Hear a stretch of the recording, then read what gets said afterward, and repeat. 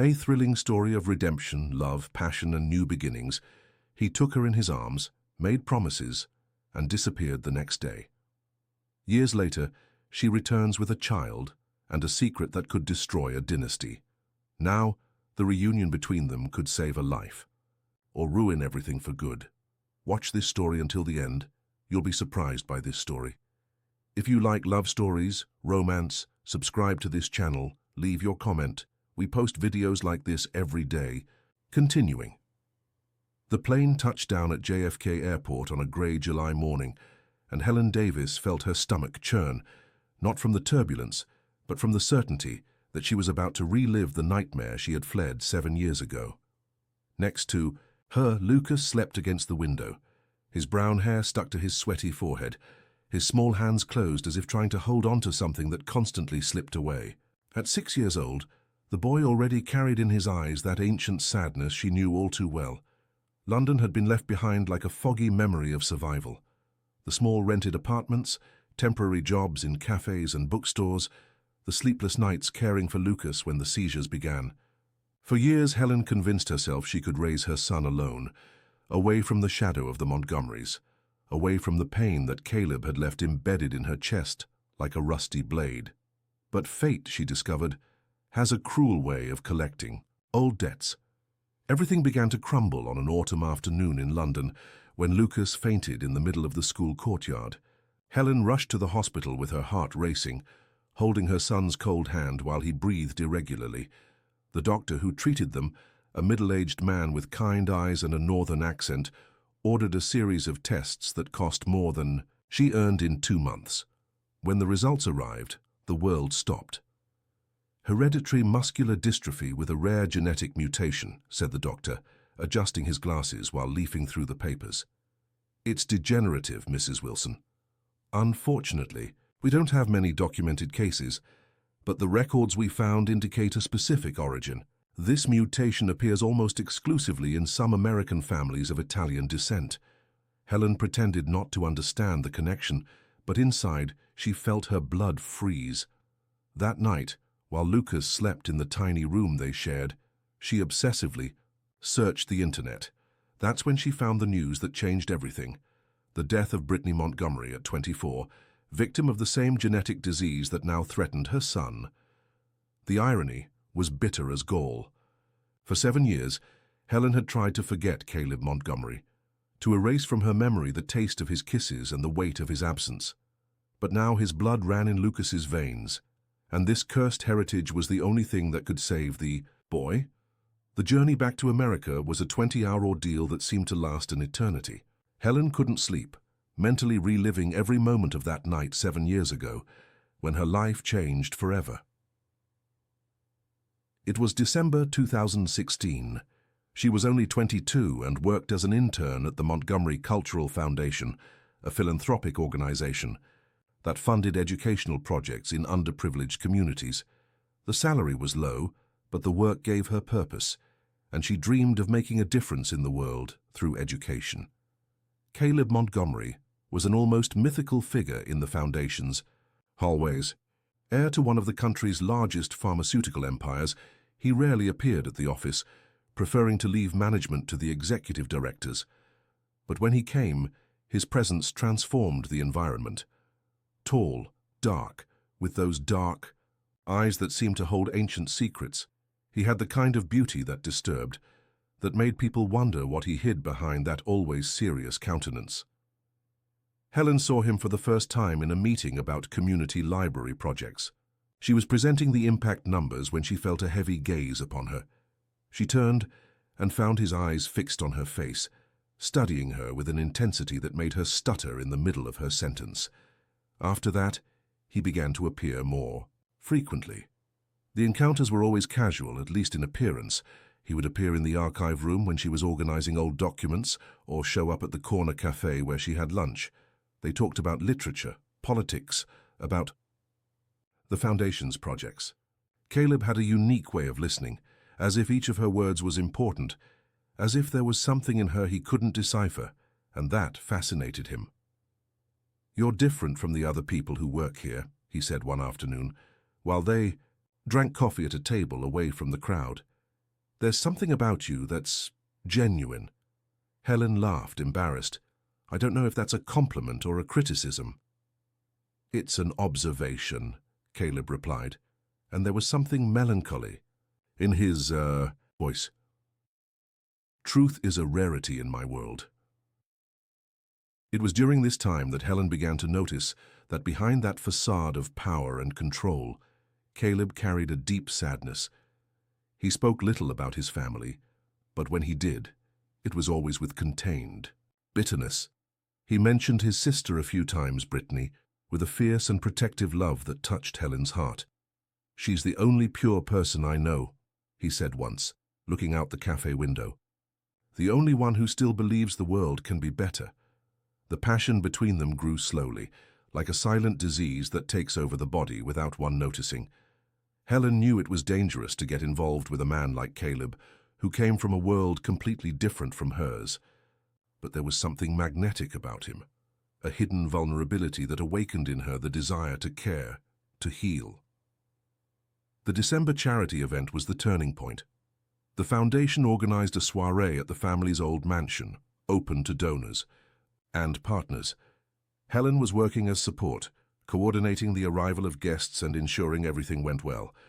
She wore a simple black dress she had bought on sale, but when Caleb saw her, his gaze changed. "You look beautiful," he said, approaching her in the middle of the party. The scent of his perfume, woody and masculine, made Helen's heart race. "Thank you," she murmured, trying to maintain professional composure but feeling her hands tremble. Throughout the night, Helen felt his eyes on her. When she was organizing papers in the makeshift office on the second floor of the mansion, she heard footsteps on the stairs. It was Caleb, with his tie loosened and his hair slightly disheveled. "The rain has started," he said, approaching the sea window. "It'll be difficult to leave." Helen looked outside and saw that it was indeed raining heavily, a typical New York winter storm. "I can call a cab." "No." His voice came out firmer than intended. "I mean, you can stay until the rain stops." The silence that followed was charged with a tension that cut through the air like electricity. Helen knew she should leave, that staying there alone with him was crossing a dangerous line. But when Caleb approached, when she felt the heat of his body so close to hers, all reason disappeared. "Helen," he whispered her name like a prayer, his hands gently touching her face.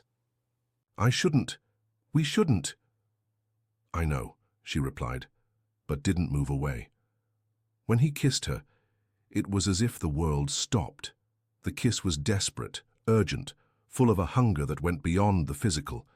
It was as if Caleb was trying to devour all her purity, all the light he saw in her to compensate for the darkness he carried. They made love right there, on the old office sofa, while the rain beat against the windows and the guests celebrated downstairs. It was slow and intense, full of whispers and promises. Caleb touched her body as if it was something sacred, kissed her with a reverence that made her cry. "You're the most beautiful thing that's ever happened in my life," he said against her lips, his hands entwined in Helen's brown hair. "I love you," she whispered back, and felt his body tense momentarily, as if the words were a burden too heavy to carry. Afterward, they lay embraced on the sofa, listening to the rain that seemed endless. Helen traced circles on Caleb's bare chest, feeling the irregular beats of his heart. "What do we do now?" she asked, already sensing something was wrong. Caleb was quiet for a long time before answering. "Now you forget this happened." Helen pulled away, confused. "What do you mean?"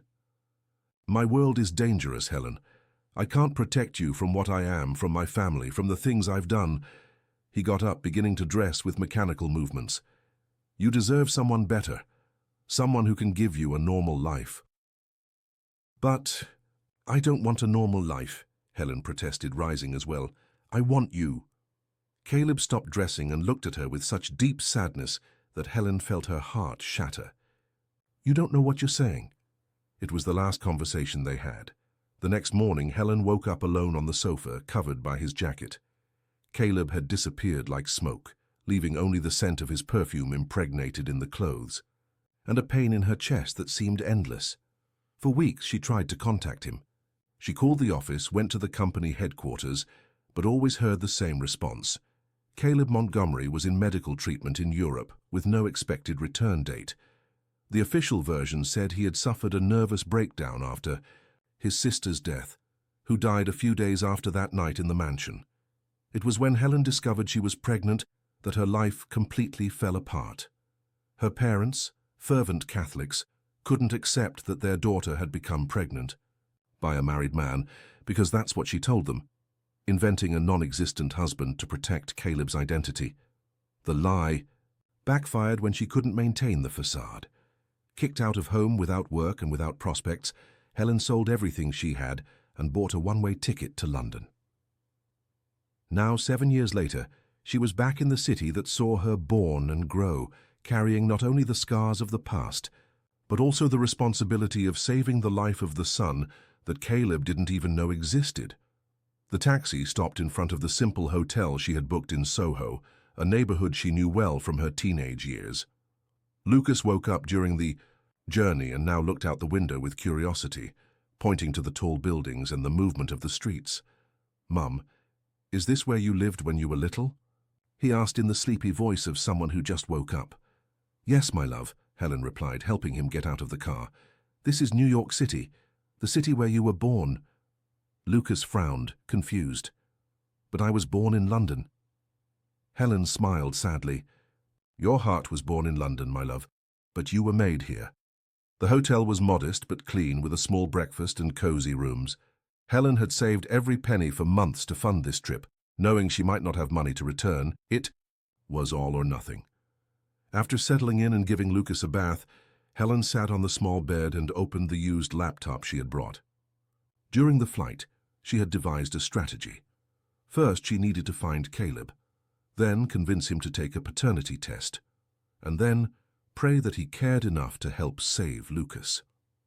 Internet searches revealed that much had changed in the Montgomerys' lives over the past 7 years. The company continued to prosper, but Caleb rarely appeared at public events. There were rumors about his mental health, speculations about a possible permanent withdrawal from the family business. The few recent photos showed a thin, serious man, almost unrecognizable compared to the Caleb she had known. Helen found the address of the mansion where he lived, a secluded property in the Westchester area. It wouldn't be easy to reach him, but she had no choice. The next morning, after leaving Lucas with a babysitter that the hotel recommended, Helen took 2 buses and a subway to reach the upscale area where Caleb's house was located. The neighborhood was a world apart, with wide streets, huge houses hidden behind high walls, and a sense of isolation that contrasted brutally with the bustle of downtown. The Montgomery mansion was even more imposing than she had imagined. Wrought iron gates, perfectly manicured gardens, a colonial-style facade that breathed tradition and power. Helen stood on the sidewalk for several minutes, gathering the courage to ring the bell. When she finally pressed the button, a female voice answered through the intercom. "Yes." "I'd like to speak with Caleb Montgomery," Helen said, trying to keep her voice steady. "My name is Helen Davis." There was a long silence on the other end. Then, "Mr. Caleb doesn't receive visitors." "Please," Helen insisted. "It's about something very important, something he'll want to know." "Ma'am, I'll have to ask you to leave." Mr. Caleb was very clear about not receiving anyone. Helen felt desperation rising in her throat like bile. "It's about his past, about the cultural foundation, about something that happened 7 years ago." Another silence. Then finally, "Wait a moment." The minutes that followed seemed like hours. Helen paced back and forth on the sidewalk, mentally rehearsing what she would say, how she would explain everything without sounding like a crazy person or a scammer. When the gate finally opened, she almost lost her courage. A middle-aged man, probably the security guard, motioned for her to enter. "Mr. Caleb will receive you in the library, but you only have 10 minutes. Helen walked through the impeccable garden on wobbly legs, each step taking her closer to the encounter that would change everything forever. The house inside was a mixture of old elegance and modern comfort, with dark wood furniture, Persian rugs, and works of art that probably cost more than she had earned in her entire life. The library was at the end of a long corridor. When Helen entered, she saw him with his back turned, looking out the window that overlooked an internal garden. Caleb was indeed thinner. His shoulders seemed to carry an invisible weight, and there was something in his posture that suggested fragility, as if he could break at the slightest touch. "Helen," he said without turning, and her voice still caused the same shiver from 7 years ago. "I wondered when you would appear." "You knew I would come back?" Caleb finally turned, and Helen had to lean against the wall to avoid staggering. His face was different, marked by deep, dark circles and a thinness that made the bones of his face more prominent, but the eyes were the same, dark, intense, loaded with a pain that seemed endless. "I always knew you would come back to hold me accountable," he said, his hands buried in the pockets of his dress pants. "The question is, what do you want from me now?" Helen took a deep breath, preparing for the most important conversation of her life. "I need you to take a DNA test." Caleb frowned. "What?" "You have a son, Caleb, our son, and he's dying." The silence that followed Helen's revelation seemed to suck all the air from the library. Caleb stood motionless for seconds that seemed eternal, his eyes fixed on her face, as if trying to decipher an impossible puzzle. Then a bitter laugh escaped his lips, a sound so empty that it made Helen shudder. "A son," he repeated, shaking his head slowly. "You come back after 7 years and tell me I have a son." "It's not a lie, Caleb. His name is Lucas. He's 6 years old, and he has the same disease that killed your sister." The mention of Brittany made Caleb's face contract with pain, but he quickly recomposed his expression. "This is impossible." "Why?" "Because I'm sterile, Helen." His voice came out low, loaded with ancient bitterness. "I found that out years ago. It's impossible for me to have children." Helen felt as if she had been punched in the stomach. "What do you mean, sterile?"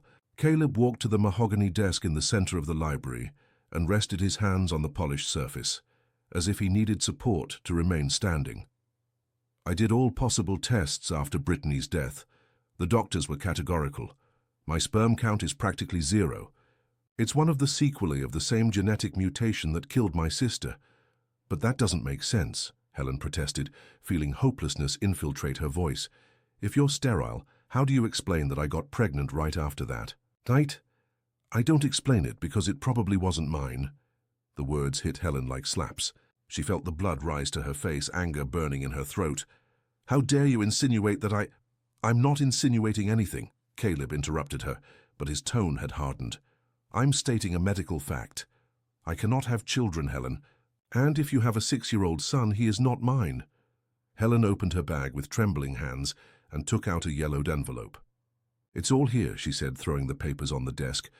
"Birth certificate, medical exams, genetic reports. Lucas has the same mutation as Brittany, the same one you have." Caleb looked at the documents without touching them, as if they were radioactive. "Anyone can forge papers."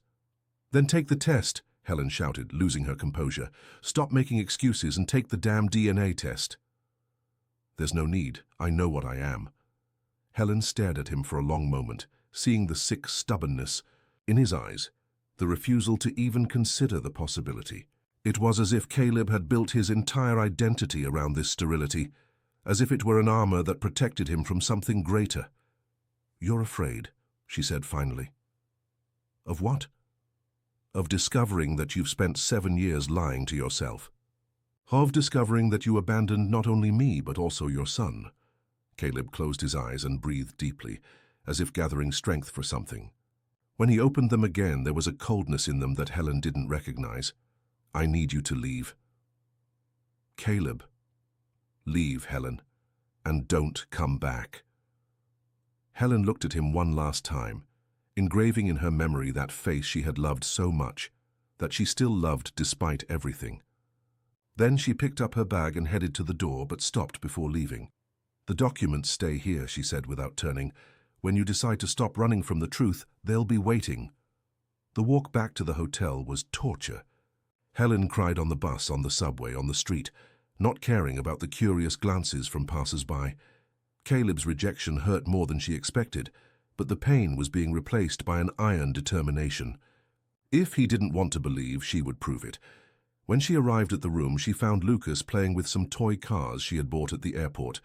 The boy ran to hug her, but Helen noticed he was pale, with marked dark circles. "How are you feeling, my love?" "A little tired," Lucas replied, resting his head on her shoulder, "but it's okay. The lady who stayed with me said there's a lot of noise here. It's not like London."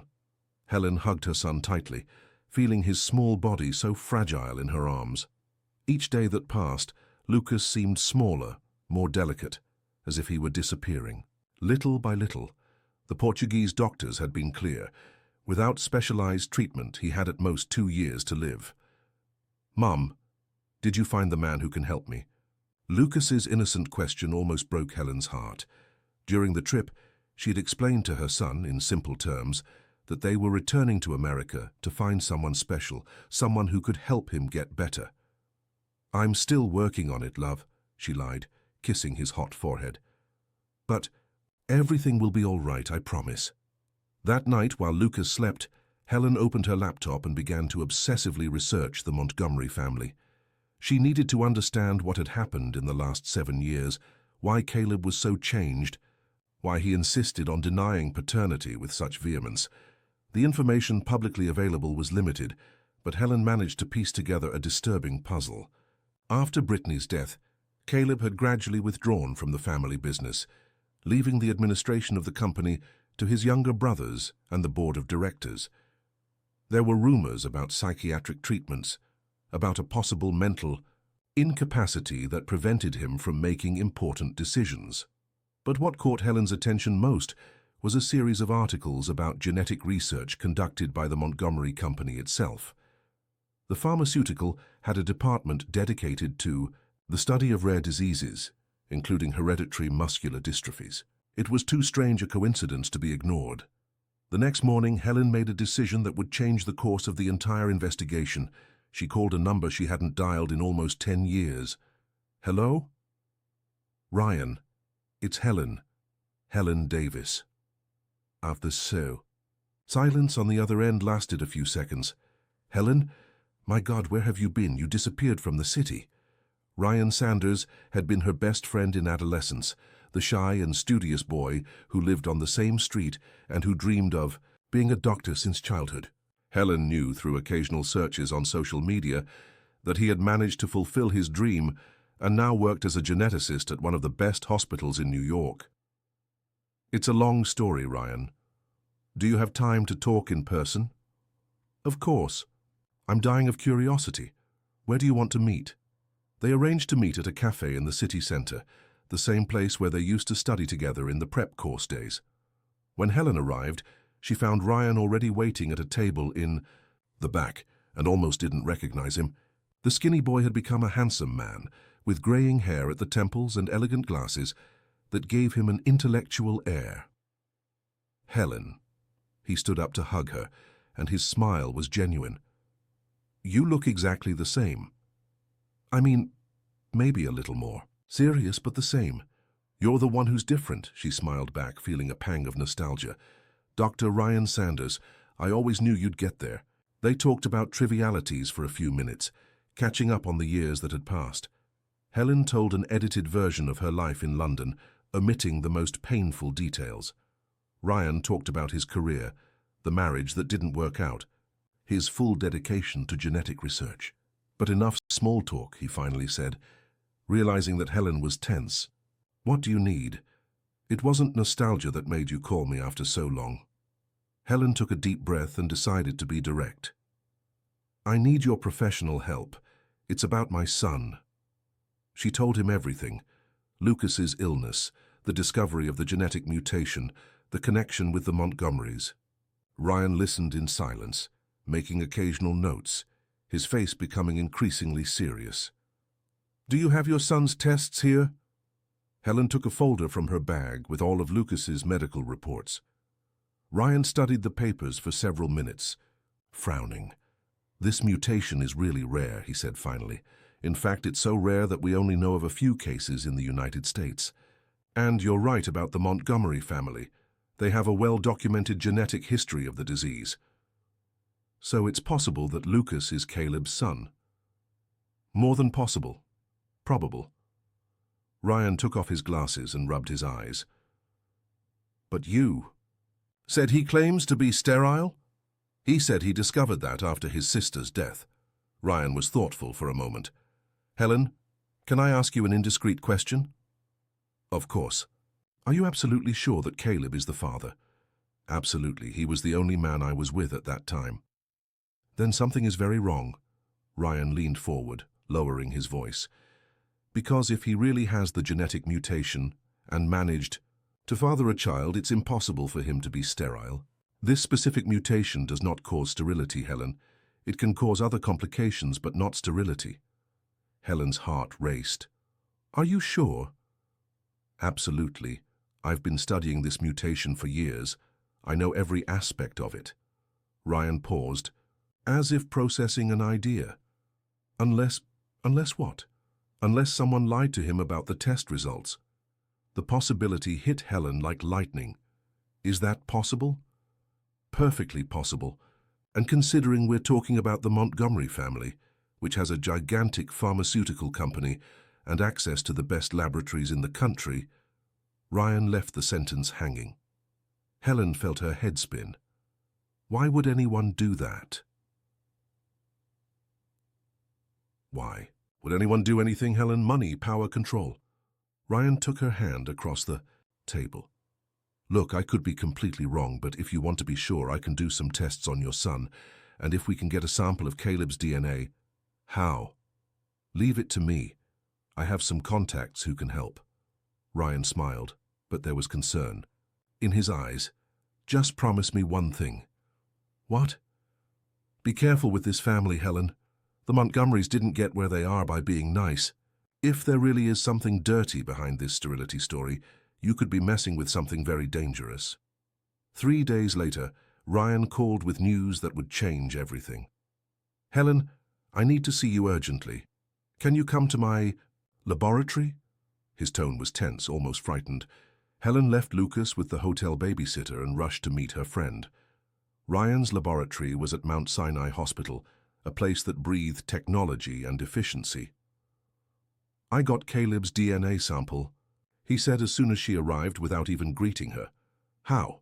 A friend who works in the laboratory where he does his routine exams. Don't ask me for details. Ryan was clearly agitated, walking back and forth in the small room. Helen, you need to sit down to hear what I'm going to tell you. You're scaring me. You should be scared. Ryan stopped in front of her, holding a folder of documents. First, the paternity test. Caleb Montgomery is your son's father. Compatibility of 99.9%. Helen closed her eyes, feeling a mixture of relief and anger. And the rest? The rest is where things get ugly. Ryan opened the folder and spread several papers on the table. I gained access to Caleb's original genetic exams, the ones that were done 7 years ago. Helen, he was never sterile.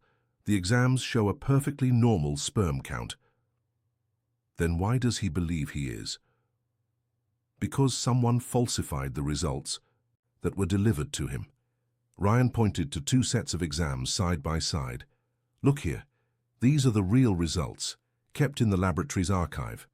And these are the results that were officially delivered to the patient, completely different. Helen studied the papers, feeling a cold anger spreading through her chest. Who did this? I don't know, but I can tell you who authorized it. Ryan pointed to a signature in the corner of the paper. Dr. Anthony Montgomery, his father. The revelation left Helen speechless. Caleb's own father had lied to him about his ability to have children. But why? There's more, Ryan continued, his voice increasingly grave. I started investigating the other family members, just out of curiosity. Helen, Brittany didn't die of an overdose. What do you mean?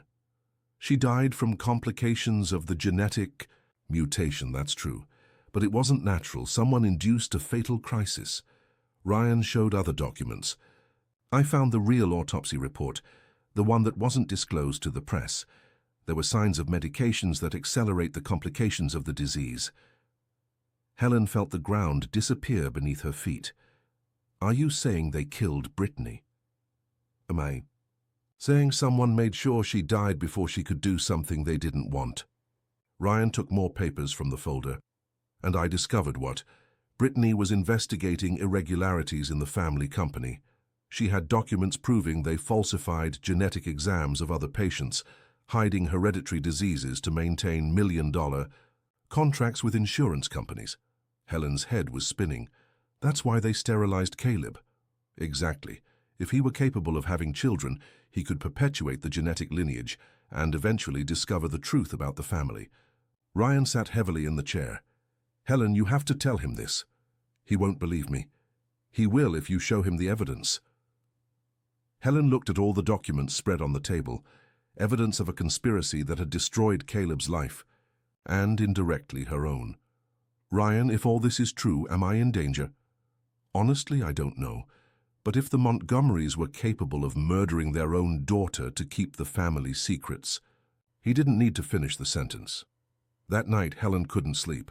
She watched Lucas sleep, the son who was living proof that everything Caleb believed about himself was a lie. A son who was dying of the same disease that had killed the aunt he never knew. By morning, Helen made the most difficult decision of her life. She would return to Caleb's mansion with all the evidence Ryan had gathered. If he still refused to believe, at least she would have done everything in her power. But this time she wouldn't go alone. She would take Lucas. The trip to Westchester seemed longer than the first time.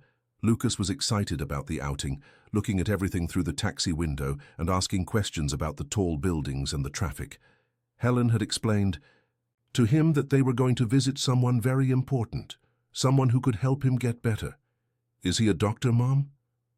Not exactly, my love. He's a special person. When they arrived at the mansion, Helen felt her stomach churn. What if Caleb refused to see them? What if he called security? But there was no turning back. With Lucas by her side, she took a deep breath and rang the bell. The same female voice answered. Yes? I'm Helen Davis. I was here a few days ago. I need to speak with Caleb Montgomery again. Ma'am, it's already been informed that Mr. Caleb doesn't. Tell him I have evidence about Brittany's death. The silence that followed was long. Finally, wait a moment. This time, the wait was even more agonizing. Lucas started to get tired, leaning on Helen's leg, and she realized that the effort of the trip was too much for him. When the gate finally opened, it wasn't the security guard who came to receive them, but Caleb himself. Helen could barely suppress a cry of surprise. He was even thinner, with an unshaven beard and red eyes, as if he hadn't slept for days.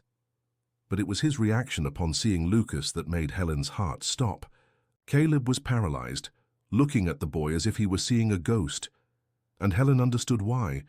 Lucas was the spitting image of Caleb at the same age, the same dark eyes, the same brown hair. Even the shape of his face was identical. Hi, Lucas said with the simplicity typical of children, looking up to face Caleb. You're very tall. Caleb slowly bent down, getting to the boy's height. His hands visibly trembled. What's your name? Lucas, and yours? Caleb looked at Helen, then back at his son. I'm Caleb. Oh, Lucas smiled. You're the man from my drawings. The phrase hit Caleb like a shot. He rose abruptly, running his hands through his hair in despair. You need to come in, he said in a choked voice. Now. The library that had been the stage for the first reunion between Helen and Caleb now seemed smaller with Lucas's presence. The boy walked slowly among the shelves, running his little fingers over the spines of the books, completely oblivious to the tension in the air. Caleb couldn't take his eyes off him, as if he needed to memorize every detail, every movement, to make sure he wasn't dreaming. The man from my drawings, Helen repeated softly, approaching Caleb. He always draws a tall, dark man, standing at a window. Since he was little, I never understood where this image came from. Caleb swallowed, hard, his voice coming out hoarse. He looks like you, I know. Helen took her phone from her bag and showed some photos of Lucas at different ages. Here he is at 3 years old, here at 4. Each year that passes, He looks more like you." Caleb's hands trembled when he took the phone, sliding through the photos with an almost religious reverence. In one of them, Lucas smiled with 2 front teeth missing, holding a colorful drawing. In another, he was concentrated on assembling a puzzle on the floor of a small and simple apartment. "Where did you live?" he asked, his voice barely audible. "In various places, rented apartments, boarding rooms when money was tight." Helen sat in an armchair watching Lucas, who was now leafing through an art book. "I worked in cafes, bookstores, did cleaning in offices, anything to maintain dignity and raise him in the best way possible." Guilt hit Caleb like a sledgehammer in the chest. While he sank into self-pity and depression medication, Helen raised their son alone, struggling to survive in a strange country. "Why didn't you look for me before?" he asked, although he already knew the answer. "Because you disappeared like a ghost, Caleb. And when I discovered I was pregnant, you were supposedly already hospitalized in Europe. I tried to find a way to contact you, but it was as if you had ceased to exist." Lucas approached them carrying a heavy book on Italian art. "Mom, can I see this?" "Of course, my love." Helen helped her son sit on the sofa next to her. "But be careful, it's very old." Caleb observed the interaction between mother and son with a piercing pain in his chest. Helen's natural ease, the affectionate way she spoke with Lucas, the instinctive protection in every gesture, everything he had lost because of the lies of his own family. "Lucas," he said, his voice still hesitant, "your mother told me you're not feeling very well." The boy looked at him with those dark eyes so similar to his own. "Sometimes I get very tired, and I have stomach pain. Mom said you can help me get better." The simplicity of Lucas's trust almost completely broke Caleb. "I'll try, okay? I'll do everything I can." Helen seized the moment. "Caleb, I need to show you something." She took a folder from her bag, the same one Ryan had prepared with all the evidence. "These are proofs about your medical exams." Caleb immediately tensed. "Helen, I already said that. Just look, please." Helen opened the folder on the center table, spreading the documents so that Caleb could see everything. First his original exams, then those that were officially delivered side by side. The differences were glaring. Caleb approached slowly, frowning. "What is this?" "Your real exams from 7 years ago, and the falsified ones you received." Helen pointed to the numbers. "You were never sterile, Caleb. Someone lied to you." The silence that followed was broken only by the sound of Lucas turning the pages of the book. Caleb studied the documents with the attention of someone trying to decipher hieroglyphics, comparing dates, signatures, official stamps. "This is not possible," he murmured, but his voice no longer had the same conviction as before. "It is possible, and it happened." Helen showed the signature in the corner of the falsified papers. "Look who authorized the alteration of the results." When Caleb saw his father's name, his face lost all color. He backed away from the table as if the papers were on fire, running his hands through his hair in despair. "No," he repeated, shaking his head. "My father wouldn't do this. He just wanted to protect me from the same disease that killed Brittany." "Caleb, there's more." Helen took more documents from the folder. "About Brittany." "No." His voice came out louder, startling Lucas. "I won't listen to conspiracy theories about my sister's death." Helen looked at Lucas, who had stopped leafing through the book and was watching the adults with concern. "Lucas, love, how about taking a walk in the garden? It's very beautiful out there." "Can I, Mom?" "Yes, but don't go out of my visual reach." When the boy left the library, Helen turned to Caleb with all the determination she could gather. "Your sister didn't die of an overdose. She was murdered to prevent her from denouncing irregularities in the family company." "You're crazy." "I'm desperate," Helen shouted, losing her composure. "My son is dying of the same disease that killed your sister. And you stand there denying reality because it's easier than facing the truth." Caleb stared at her with eyes flashing with anger, but Helen didn't back down. Brittany discovered that your father and the board of directors falsified genetic exams of other patients to maintain million-dollar contracts with insurance companies. She continued, showing the reports Ryan had obtained. She was going to expose everything, that's why she was silenced. Caleb took the papers with trembling hands, reading quickly. Where did you get this? A doctor friend helped me. Someone who has nothing to gain by lying. Helen approached him. Caleb, you need to understand.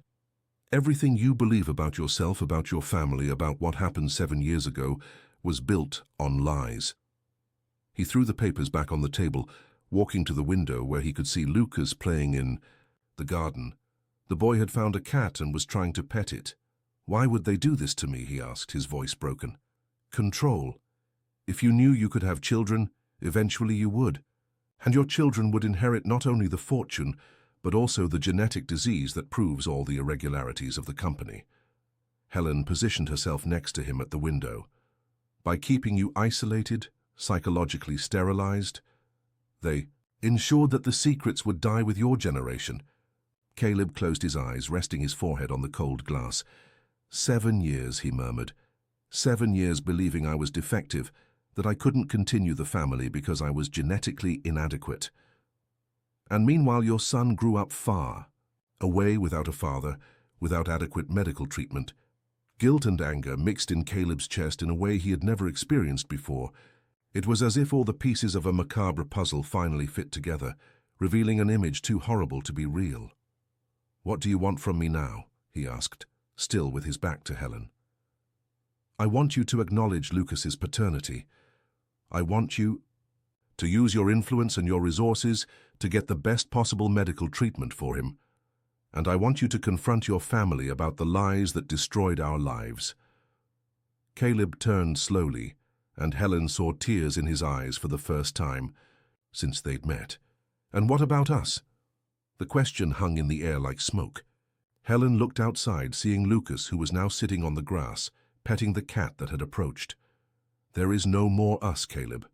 There was 7 years ago, but you chose to destroy it. I didn't choose. I was manipulated. Even so, they were your actions, your decisions. You abandoned me pregnant and disappeared like a coward. The words hurt, but Caleb knew he deserved them. And if I say I regret it, that I would do everything differently if I could go back in time. I would say that regret doesn't bring back 7 lost years. It doesn't cure the loneliness, the fear, the sleepless nights wondering if I had done something wrong for you to abandon me that way, Helen. But I would also say that there's still a chance for you to be Lucas's father, if you can stop feeling sorry for yourself and fight for him. At that moment, Lucas came running back inside, with the cat in his arms. Mom, look, the kitten was alone, just like me sometimes. The casa innocent phrase hit both Helen and Caleb. The child had verbalized without knowing the loneliness he carried from not having a present father. How beautiful, my love, Helen said, petting the cat. But he must have a home here. Can I play with him a little more? Of course. Caleb crouched down to Lucas's height, watching his son interact with the animal. What's his name? I don't know. I think he doesn't have a name. Lucas looked at Caleb seriously. Do you live alone here? I do. That must be sad. I feel sad sometimes too, but Mom always stays with me. Caleb looked at Helen, who was watching the interaction with teary eyes. Your mom is a very special person. Yes, she is. She takes care of me when I'm sick, makes tasty food, and reads stories for me to sleep. Lucas paused. Would you like to hear a story too? The question broke something inside Caleb. He nodded, not trusting his own voice. Lucas began to tell, a story that he clearly was inventing on the spot, about a prince who lived alone in a big castle and a boy who appeared to be his friend. The narrative was full of silly dragons, lost treasures, and imaginary adventures, but to Caleb it was like listening to poetry. When the boy finished, Caleb was on his knees on the floor, at the same level as him. That was the most beautiful story I've ever heard. Really? Really? Lucas smiled, and in that smile Caleb saw not only himself, but also Helen, and something new that was just the boy's. His son. His boy. "Lucas," Helen called softly, "how about resting a bit? You look tired." It was true, the boy was pale and breathing with more difficulty. Caleb noticed immediately. "How long has he been like this?" "It gets worse each week. The doctors in London said he has at most 2 years without specialized treatment." Desperation squeezed Caleb's chest again. 2 years. If those documents were true, if Lucas was indeed his son, he was wasting precious time denying reality. "Helen, I need to take the DNA test." "You will?" "Yes, today." Caleb picked up the phone and dialed his personal doctor, asking him to come to the mansion immediately with everything necessary for genetic material collection. While they waited, Helen put Lucas to rest on the library sofa, covering him, with a blanket she found in a drawer. "Does he sleep a lot?" Caleb asked, observing how his son fell asleep quickly. "More and more. His body is fighting against the disease, so it gets tired easily." Caleb sat in a nearby armchair, not taking his eyes off Lucas. "Helen, if he is my son, as if all this is true, I swear I'll make up for all the lost time." "It's not about making up, Caleb. It's about being present from now on." "And you? Will you give me a chance to be present in your life too?" Helen was silent for a long moment. "I don't know. It still hurts a lot, Caleb. And it's not just the pain of being abandoned. It's the pain of having believed we were special, that what we felt for each other was unique, and discovering that for you it was disposable." "It was never disposable. You two were the most important thing that ever happened in my life." "Then, why did you leave?" Caleb sighed, running his hands over his face. "Because I was convinced I was genetically defective, because I believed that any child of mine would be born condemned to the same disease that killed Brittany, because I thought you deserved someone better, someone who could give you a healthy family. That decision was mine to make, not yours. I know that now, but at the time, Helen, I was completely lost. Brittany's death destroyed me, and when the doctors confirmed I had the same genetic mutation, that I was sterile, I panicked." Helen got up and went to the window, observing the garden where the cat continued to walk. "Have you ever considered the possibility that your family orchestrated Brittany's death precisely to leave you in this state? Vulnerable? Controllable?" The question was like a punch to Caleb's stomach. "Do you really believe my father would be capable of killing his own daughter?" "I believe your father would be capable of anything to protect the empire he built. And Brittany became a threat." Before Caleb could respond, the doorbell rang. It was the doctor he had called, a middle-aged man who had worked for the family for decades. Dr. Mauricio arrived with a briefcase full of equipment and a curious expression. "Caleb, you said it was urgent. Is everything okay?" "I need to do a paternity test. Now." The doctor looked at Helen, then at Lucas sleeping on the sofa, and his face closed. "Caleb, you know this is unnecessary. Your exams—" "My exams were wrong," Caleb interrupted. "I want a new fertility test too. Complete." Dr. Mauricio seemed uncomfortable. "I think it's better if we talk in private." "No. Anything you have to say can be said in front of Helen." The doctor hesitated, looking nervously at the door. "Caleb, there are certain circumstances that perhaps you don't fully understand." "What circumstances?" "Your father specifically instructed me on how to handle your medical issues after Brittany's death. For your own good, you understand." The confession left the air heavy. Helen felt her heart race, realizing they were about to uncover the whole truth. "Dr. Maurizio," Caleb said with a dangerous calm, "are you telling me that my father interfered with my medical results?" I can't discuss this here." "You can and you will." Caleb stood up, his voice gaining an authority that Helen didn't know. "Either you discuss it with me, or you discuss it with the medical authorities when I report." Professional fraud. The doctor looked at Lucas, then at Helen, clearly calculating his options. Finally, he sighed in defeat. "Your father believed you were in a psychological state too fragile to deal with the possibility of having heirs, especially considering the family's genetic disease. So you lied about my sterility. We altered the results to protect you from making hasty decisions. Your father feared you would try to have children out of desperation, condemning them to the same fate as Brittany. And who gave you the right to make that decision for me? Dr. Mauricio didn't answer, but his expression said it all. Helen approached Caleb, placing her hand on his arm. "Take the test," she said softly. "Let's end this farce once and for all." The collection was quick and silent. Dr. Mauricio worked with professional efficiency, collecting genetic material from Caleb, from Lucas, who remained asleep during the procedure, and from Helen for confirmation. Before leaving, he turned to Caleb with a grave expression. "Your father won't like this at all." "My father will have to get used to many things he won't like," Caleb replied, "starting with the fact that I won't accept being manipulated anymore." After the doctor left, Helen and Caleb were alone in the library while Lucas continued to sleep. The silence between them was loaded with possibilities, fears, and hopes. "How long does the result take?" Helen asked. "With maximum priority, a few hours." "And then?" Caleb looked at her, and Helen saw a determination in his eyes that didn't exist before. "Then I'll confront my father. I'll demand explanations about Brittany, about the falsified exams, about everything." It could be dangerous. More dangerous than letting our son die because of their lies. Our son. The words hung in the air, loaded with a hope that Helen didn't dare to fully nurture. Caleb's phone rang, interrupting the moment. He looked at the screen and frowned. "It's my father." "Don't answer." "I have to answer. If he knows I'm avoiding, he'll get suspicious." Caleb accepted the call. "Hello, Dad." Helen couldn't hear what Anthony Montgomery was saying on the other end of the line, but she could see Caleb's face progressively closing.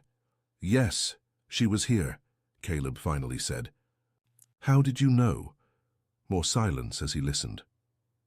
"No, I didn't believe anything she said," Caleb lied, looking directly at Helen. "Obviously she's a scammer."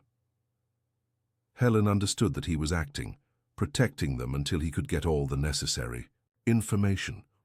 "Of course I didn't take the test," Caleb continued. "Why would I? I know I'm sterile." The conversation continued for a few more minutes, with Caleb giving evasive and reassuring answers. When he hung up, his expression was somber. "He knows you're here. Someone is watching the house." Helen felt a chill down her spine. "How?" "I don't know, but he knew details about our conversation, about Lucas." Caleb approached the window, observing the garden attentively. "Helen, you can't go back to the hotel." "Why?" "Because if my father is watching, it means you're in real danger." At that moment, Lucas woke up, rubbing his eyes and looking around confused. "Mom, where are we?" "We're at Caleb's house, my love," Helen said, trying to keep her voice calm. "Remember?" "Oh, yes." Lucas sat on the sofa, still sleepy. "Can I play with the kitten again?" Before anyone could answer, the sound of cars arriving outside made everyone tense. Caleb ran to the window and saw two black SUVs stopping at the C entrance of the property. "They're here." "Take Lucas to my room," Caleb said with controlled urgency, pointing to a side staircase that Helen hadn't noticed before. "Second floor, last door on the left. Lock yourselves in there and don't come out for anything." "Caleb, what's happening?" Helen asked, already picking up Lucas, who was still sleepy and confused. "My father came personally, and he never comes here unless it's something very serious." The sound of firm footsteps echoed in the entrance hall, followed by low but authoritative voices. Helen immediately recognized the tone of command, that natural arrogance of someone who was used to being obeyed without question. "Go," Caleb insisted, gently pushing her toward the stairs. "And no matter what you hear, don't come down." Helen quickly climbed the carpeted steps, carrying Lucas, who was now more awake, and perceiving the tension in the air. Caleb's room was spacious and elegant, with a king-size bed, shelves full of books, and a balcony that overlooked the back of the property. She locked the door and put Lucas on the bed, trying to stay calm. "Mom, why are we hiding?" Lucas asked, his dark eyes full of concern. "We're not hiding, my love. We're just giving Caleb privacy to talk with his family." He looked scared. Lucas's perspicacity always surprised Helen. Sometimes adults have difficult conversations, but everything is fine.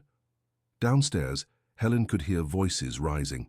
She approached the door, trying to catch fragments of the conversation, but the words came muffled. What was clear was the tone. There was anger, accusations, a tension that cut through the air, even through the walls. Caleb faced his father in the entrance hall, flanked by two men in suits who clearly weren't just drivers. Anthony Montgomery, Cat 65, still commanded respect with his erect posture and penetrating gaze. His completely white hair was impeccably combed, and even in a tense situation like that, he maintained the natural elegance of someone born to command. "Caleb," Anthony said, his voice controlled but with a coldness that didn't fool anyone. "I heard you received interesting visits today. So what? So I thought we had reached an agreement about this type of situation. You don't receive anyone without my prior approval." Caleb felt anger boiling in his stomach. "I don't need their approval for anything, Dad. This is my house. Bought with family money, maintained with company resources. Technically, it's our house." Anthony walked around the room, observing everything with critical eyes. "Where is she?" "Who?" "Don't test me, Caleb. The woman who came here with fantastic stories about paternity and family conspiracies." Caleb crossed his arms, assuming a defensive posture. "Helen left. She said what she had to say. I denied everything, and she left. That's not what my men reported. They saw the three of you entering together, father, mother, and a child who, coincidentally, looks a lot like you." The mention of the resemblance between him and Lucas made Caleb's heart race, but he kept his expression neutral. "Your imagination." Anthony approached his son, and Caleb could smell the expensive perfume his father had used forever. "Caleb, you're playing with forces you don't understand. This woman is dangerous. She returned to America with a specific agenda, and you're falling into the trap like an idiot." "What trap?" "The money trap, obviously. She disappeared for 7 years and now returns with a sick child, claiming you're the father. What could be clearer than a scam attempt?" Caleb studied his father's face, looking for signs of nervousness, of lying, of anything that would confirm his suspicions. "If it's so obvious, why did you come here personally? Why not just send the lawyers to deal with it?" The question caught Anthony off guard for a fraction of a second, but he recovered quickly. "Because I worry about you. Because I know how vulnerable you get when the subject involves sick children." "Like Brittany?" The name of the dead daughter made Anthony stop completely. "What about Brittany?" "Helen brought some interesting theories about her death." "What theories?" Caleb observed his father's reaction carefully. "Theories about how she really died, about what she was investigating before she died, about irregularities in the company." Anthony laughed, but it was a forced laugh, without humor. "And you believe these fantasies?" "I don't know. Should I?" "Of course not. Brittany died of the same genetic disease that runs in our family, the same one you have, the same one that makes you unable to have healthy children." "About that," Caleb took a deep breath, preparing for the bomb he was about to drop. "I did new exams today." The silence that followed was so dense it seemed solid. Anthony remained completely still, only his eyes moving quickly, as if calculating all possible implications. "What exams?" "Complete fertility test and paternity test." "Caleb, you know that's unnecessary. Your previous exams—" "My previous exams were falsified." Dr. Mauricio confessed everything. Anthony's mask of control finally fell. His face turned red. His hands closed into fists, and when he spoke, his voice came out low and dangerous. "Mauricio had no right to tell anything." "So it's true." Anthony turned his back, walking to the window. For a long moment, he just looked at the garden as if trying to organize his thoughts. "Everything we did was to protect you. By lying about my ability to have children. You were destroyed after Brittany's death, in a fragile psychological state. If you knew you could have children, you would have tried to have children out of desperation without thinking about the consequences." "What consequences?" Anthony turned slowly, and there was something very dangerous in his eyes. "The same consequences. That led Brittany to death." The implicit confession made Caleb's blood freeze. What do you mean by that? I mean that our family carries a genetic burden that is better not to perpetuate.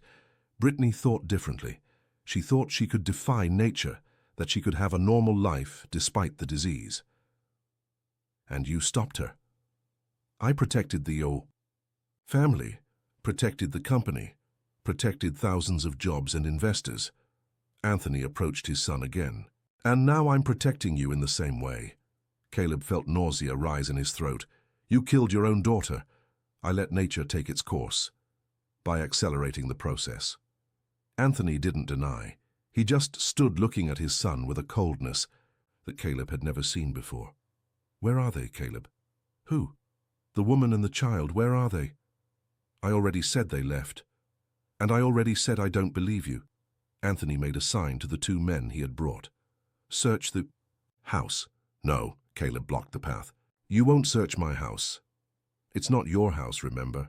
Anthony smiled coldly. And they're not here to search. They're here to take the woman and the child to a place where they can receive adequate care. What care?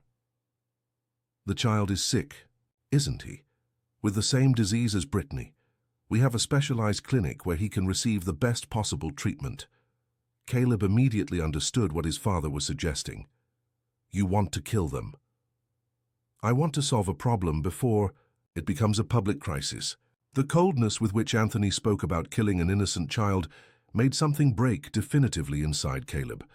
All the filial devotion, all the respect, all the fear he felt for his father evaporated in an explosion of pure anger. Get out of my house. Caleb, get out of my house! The shout echoed throughout the entire mansion. Upstairs, Helen heard it clearly and hugged Lucas more tightly, feeling fear spread throughout her body. Anthony wasn't fazed by the shout. You are clearly in an altered state. Perhaps it's time to consider a new hospitalization. I'm not going anywhere. It's not a suggestion. The two men in suits approached Caleb, but he quickly backed away, grabbing a heavy bronze candlestick that was on a sideboard. Don't come near me. Caleb, you're behaving irrationally. This only confirms that you need medical help. The only irrational thing here is your obsession with controlling my life. Your life, no, but the family's reputation, yes, and I won't allow an adventurer to destroy everything we've built. At that moment, Caleb's phone rang. It was Dr. Mauricio with the exam results. Caleb answered without taking his eyes off his father. Doctor? Caleb, the results are in. It's urgent. You can speak. Paternity compatibility, 99.9%. You are the child's father. The silence that followed was absolute. Anthony had heard everything, and his face was livid with anger. And what about my fertility? Caleb asked, still looking at his father. Perfectly normal. Your previous exams were altered. Caleb hung up the phone and smiled at his father, but it was a smile without joy. So it's true.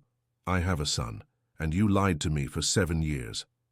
That child cannot live, Anthony said with a coldness that made Caleb shudder. If he survives, one day he can question the company, investigate irregularities, discover about Brittany. It's a risk we cannot take. So you admit you killed Brittany. I admit I did what was necessary to protect our family. Caleb could no longer contain himself. He lunged at his father with the candlestick in hand, but the two security men were faster. One of them knocked him to the floor while the other pulled out a gun. Don't hurt him, Anthony ordered. We need him lucid to sign some documents. What documents? Your voluntary hospitalization and the transfer of the child's custody to our specialized clinic. Caleb fought against the man holding him, but it was useless. You won't lay a finger on them. We have no choice. You forced our hand. Anthony made a sign, and the two men began to move toward the stairs. Caleb shouted with all the strength he had in his lungs. Helen, leave through the balcony, now. Upstairs, Helen heard the shout and immediately understood it was time to act. She picked up Lucas and ran to the bedroom balcony, which overlooked the back of the property. The height was considerable, but there was an old trellis on the wall that could serve as an improvised ladder. Mom, I'm scared, Lucas whispered, clinging to her neck. I am too, my love. But we'll be fine. I promise. Helen began to descend the trellis, holding Lucas with one arm and supporting herself with the other. It was harder than she expected, and she felt her muscles burning with the effort.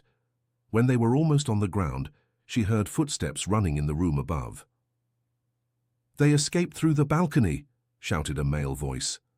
Helen jumped the last few meters, landing hard on the lawn. Lucas cried with the impact, but she had no time to console him.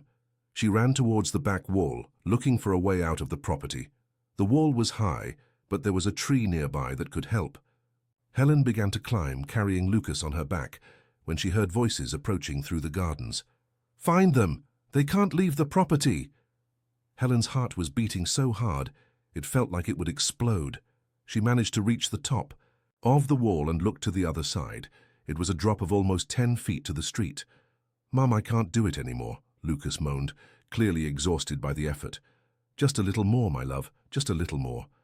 Helen was about to jump when she heard a familiar voice from the other side of the wall. "Helen, I'm here." It was Ryan. He was standing on the street with his car running, clearly waiting for them. "How did you—" "I'll explain later. Jump." Helen didn't hesitate. She jumped from the wall with Lucas in her arms, trusting that Ryan would catch them. They landed heavily, but safely, in her friend's arms. "Quick, get in the car." They had barely closed the doors when one of Anthony's men appeared at the mansion's gate, shouting orders into the radio. Ryan accelerated, speeding away through the streets of Westchester. "How did you know where we were?" Helen asked, breathless. "Caleb called me an hour ago, asking me to be on standby in case you needed help. He said the situation could get dangerous." "And him? What happened to him?" "I don't know." The call dropped in the middle of the conversation. Helen closed her eyes, feeling tears stream down her face.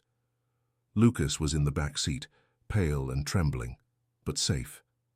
For now. "Where are we going?" she asked. "To a safe place. I have a country house in upstate New York. Nobody will find you there." During the trip, Helen told Ryan everything that had happened: Anthony's implicit confession about Brittany's death, the confirmation of Caleb's paternity, the direct threat against Lucas's life. "Helen, this is much more serious than we thought," Ryan said, his hands tense on the wheel. "If Anthony Montgomery is capable of killing his own daughter, he won't hesitate to eliminate you too. And now? What do we do?" "Now you stay hidden while I try to find out what happened to Caleb. And then we go to the police." "Will they believe us?" "With the evidence we have, yes, but we need to be alive to present it." Ryan's country house was simple but comfortable, hidden among trees on a secondary road. Helen bathed Lucas and put him to bed, noting that he was weaker than ever. The stress of the day had taken its toll on the boy's already debilitated body. "Mom," Lucas said in a weak voice before falling asleep, "will Caleb be okay?" "I hope so, my love. He's my dad, isn't he?" Lucas's direct question caught her off guard. "What makes you think that? He has the same eyes as me, and when he looked at me, it seemed like he was looking in a mirror." Helen kissed her son's forehead, feeling her heart break. "Rest now. We'll talk about this tomorrow." When Lucas finally fell asleep, Helen joined Ryan in the living room. He was trying to call contacts at the hospital, looking for information about what had happened at the Montgomery mansion. "Any news?" she asked. "I managed to talk to a nurse at the private hospital where they take the Montgomerys when there are emergencies. No one arrived there today." "Is that good or bad?" "I don't know. It could mean Caleb is fine, or it could mean that—" Ryan didn't finish the sentence. Helen sat on the sofa, burying her face in her hands. "How did we get to this point, Ryan? How can a family be so cold as to kill their own children?" "Power, Helen. When you have absolute power, people become disposable, even family. And if they find us here, they won't find us. This house is in my ex-wife's name. There's no way they can track it." At that moment, Helen's phone rang. It was a number she didn't recognize. "Hello? Helen?" It was Caleb's voice, but there was something wrong with it. It sounded forced, controlled. "Caleb, are you okay? What happened?" "I'm fine.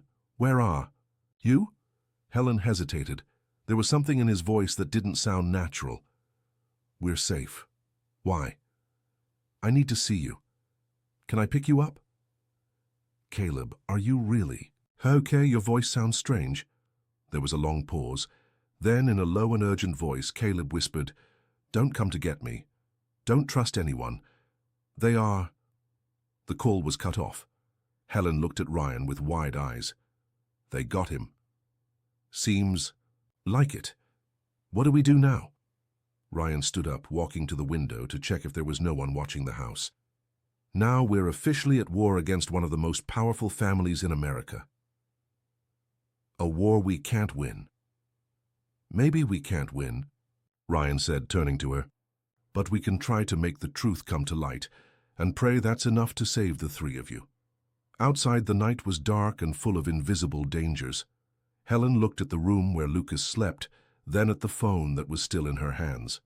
Somewhere in the city, Caleb was a prisoner of his own family, paying the price for trying to protect them, and she had no idea how to save him. In the Montgomery mansion, Caleb was sitting in a chair in the library, his hands tied behind his back, watching his father leaf through some documents at the desk. "You know I won't sign anything," Caleb said, his voice hoarse from shouting. "Yes, you will. When they bring the woman and the child back, you'll sign everything I tell you. They won't find them." Anthony smiled, but it was an icy smile. "My dear son, you underestimate our resources. We already know where they are." Caleb's heart froze. "Impossible. Helen's phone has GPS, and your doctor friend isn't as smart as he thinks." Anthony approached his son. "By tomorrow morning, everyone will be back here, and then we'll resolve this situation definitively. If you hurt an innocent child, we won't hurt anyone. We'll just give them the appropriate medical care." Caleb knew exactly what that meant, the same thing they had given to Brittany. "Dad, I beg you, leave them alone. Do what you want with me, but let them live." Anthony studied his son's face for a long moment. "You really care about them, don't you?" "Yes. Even without knowing them well? Lucas is my son. Helen is the woman I love. Of course I care." "Interesting." Anthony returned to the desk, picking up a golden pen. "Then let's make a deal." "What deal?" "You sign the voluntary hospitalization documents. You stay hospitalized indefinitely in a private clinic in Switzerland, and in exchange, Helen and the child stay alive." Caleb analyzed the proposal, looking for tricks. Alive, but where? Far from America, with a new identity, enough money to live comfortably, and medical treatment for the child. "Why would you do that?" "Because then everyone gets what they want. You stay away from the family business, they stay alive, and I keep our secrets protected." It was a tempting proposal, but Caleb knew his father too well to trust it completely. "And what's the guarantee that you'll fulfill your part?" "My word." "Your word is worth nothing. You lied to me for 7 years." Anthony sighed, as if dealing with a stubborn child. "Then what is your counter-proposal?" Caleb thought quickly. He needed time. He needed a way to warn Helen. He needed a plan. "I want to see them one last time. I want to say goodbye personally." "Impossible." "Then I won't sign anything." Father and son stared at each other for a long moment, in a battle of wills that had lasted a lifetime. Finally, Anthony nodded. "All right, you can say goodbye, but it will be here under my supervision, and then you'll sign the documents immediately." "Deal," Anthony smiled, thinking he had won. But Caleb was already planning how to use this last meeting to save the two people he loved most in the world, even if it cost his own life. Dawn arrived with a deceptive quietness at Ryan's country house. Helen hadn't been able to sleep for a minute, remaining seated in the armchair next to the bed where Lucas rested. The boy was too pale, his breathing irregular, and she knew that the stress of the previous day had significantly worsened his health condition. Ryan appeared at the door of the room with 2 cups of coffee, his eyes red from fatigue. "How is he?" "Worse," Helen admitted, accepting the coffee with trembling hands. "I think he needs to go to a hospital." "Helen, if we take him to a hospital now, The Montgomerys will find you in less than an hour. They have contacts in every private hospital in the city. Then what do we do? Let him die here? The question hung in the air like a blade. Ryan approached the bed, checking Lucas's pulse and observing his coloration. As a doctor, he knew the situation was becoming critical. I can try to stabilize him here, he said finally. I brought some medications and basic equipment from the hospital. It's not ideal, but it might buy time. How much time? A few hours? Maybe a day? Helen closed her eyes, feeling the weight of the most impossible decision of her life. Taking Lucas to the hospital meant delivering him to the Montgomerys. Keeping him hidden meant watching him die slowly. Do what you can, she whispered. While Ryan prepared an improvised intravenous infusion, Helen's phone rang again. This time she immediately recognized the number. It was the same, one from which Caleb had called the night before. Don't answer, Ryan warned. It could be a trap. But Helen had already answered, driven by an instinct she couldn't control. Helen, the voice was Anthony Montgomery's, cold and controlled. Good morning. What do you want? I want to propose a civilized meeting to resolve this situation like adults. There's nothing to resolve. Leave us alone. I'm afraid it's not that simple. You see, my son is very worried about you, especially about the child's health condition. Helen's heart raced. How do you know about his condition? I have my sources, and I've learned that the boy urgently needs specialized medical care, care that only our private clinic can offer. I'd rather watch him die than hand him over to you. What a dramatic statement. But would Caleb agree with that decision? What do you mean? I mean that he's here with me, very anxious to meet you. In fact, he insisted that I make this call. Helen felt her blood freeze. Prove it. There was a pause. Then Caleb's voice came on the phone, tense but recognizable. Helen, is that you? Caleb, are you okay? I'm worried about you. About Lucas. My father told me he's very sick. Helen immediately realized something was wrong with Caleb's speech. The words came out very controlled, as if he were reading a script. We're fine, she lied. Don't worry about us. Helen, please let my father help. The private clinic has the best doctors in the country. Lucas can receive the treatment he needs. Anthony's voice returned to the line. As you can see, we're all concerned about the child's well-being. How about we meet? Neutral location, just to talk. Where? Mount Sinai Hospital. Today at noon. You, the child, and your doctor friend if you want. Just a civilized conversation about treatment options. Helen looked at Ryan, who was vigorously shaking his head. And if we say no? Then the child continues dying slowly, away from any real medical help. It's your choice. The call was cut, off leaving Helen with the feeling that she had just negotiated with the devil. It's an obvious trap, Ryan said immediately. They just want to lure you to a place where they can control you. I know, but you saw Lucas's condition. He needs medical help, Ryan, and maybe the Montgomerys really just want to help. Helen, you heard yesterday's conversation. Anthony admitted to killing his own daughter. He won't hesitate to kill you too if it's convenient. Then what's the alternative? Watch my son die here? Ryan had no answer for that. The truth was that Lucas needed urgent hospital care, and they didn't have many options. If we go, Helen continued, it will be in public, in a hospital full of people. They can't do anything drastic in a place like that. They can and will, if they want. To Helen, these people have enough power to make anything disappear. At that moment, Lucas woke up, moaning softly. His skin was even paler, almost translucent, and when he tried to sit up in bed, he immediately fainted. Ryan, Helen shouted. The doctor rushed to check Lucas's vital signs, and his expression confirmed Helen's worst fears. He's going into crisis. He needs immediate hospital care or what? Or he won't make it to the end of the day. Helen looked at her unconscious son, then at Ryan, and finally made the most difficult decision of her life. Let's go to the hospital. Mount Sinai Hospital was as busy as ever, a constant flow of doctors, patients, and visitors that offered the illusion of safety. Helen carried Lucas in her arms. He had woken up during the trip, but was too weak to walk on his own.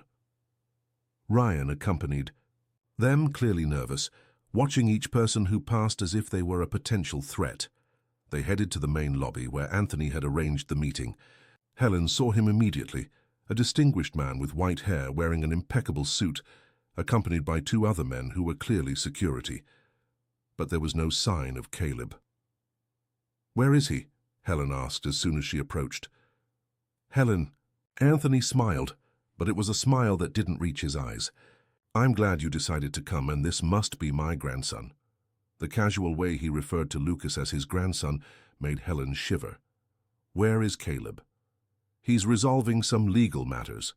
But don't worry, he'll be here soon." Anthony looked at Lucas with an expression that Helen couldn't decipher. "The child really isn't well. That's why we're here." "Of course.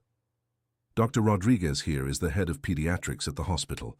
Anthony pointed to a middle-aged man who had approached. "He'll examine Lucas and determine the best course of treatment." Helen hesitated. On one hand, Lucas really needed medical attention. On the other, she knew she was walking into a trap. "I want Ryan to accompany the examination," she said. "Of course, no problem."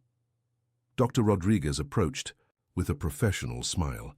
"Ma'am, if you'll allow me, I'll take the child to an examination room where I can properly evaluate him." Helen looked at Ryan, who nodded slightly. Reluctantly, she handed Lucas to the doctor's arms. The boy was conscious but clearly confused, looking around with glazed eyes. "Is Mum coming along?" he asked in a weak voice. "Of course, my love. Mum is coming along." But when Helen moved to follow Dr. Rodriguez, one of Anthony's security guards blocked her path. "I'm afraid only the doctor can accompany the initial examination," Anthony said with that same controlled coldness. "Hospital protocol." "That's a lie," Ryan protested. "Mothers can always accompany." "Not when there's a risk of contamination," Dr. Rodriguez intervened. "The child may have a secondary infection. We need to isolate him temporarily." Helen watched Lucas being taken down the hallway, looking back over the doctor's shoulder, his eyes full of fear and confusion.